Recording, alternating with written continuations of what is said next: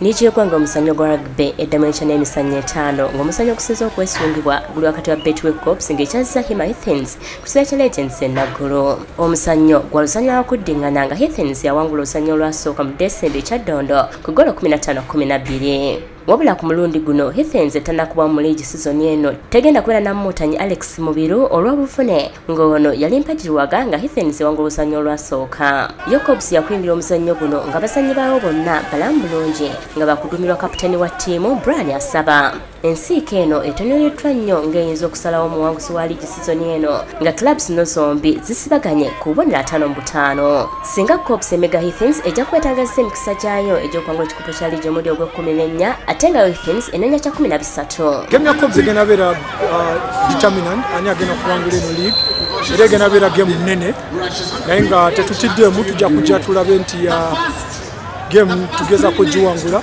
era bwe tugiwangula kimanyi tujja kuba tulinayo ekigere kimu mu kutwala eno trophy ya Uganda. Abalala abazannyi enkya Plascon Mongers ne Pirates Entebbe, Buffaloes ne Rhinos ekya Ddondo, Rams ne Walukube Makerere ate nga Jinja Hippos ekyaza Super Warriors Jinja.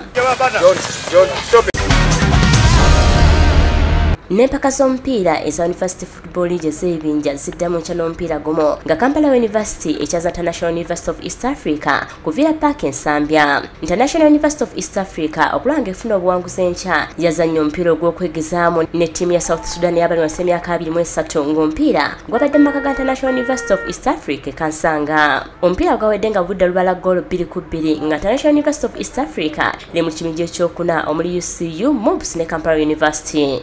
Players have been playing tournaments recently, so they're a bit exhausted.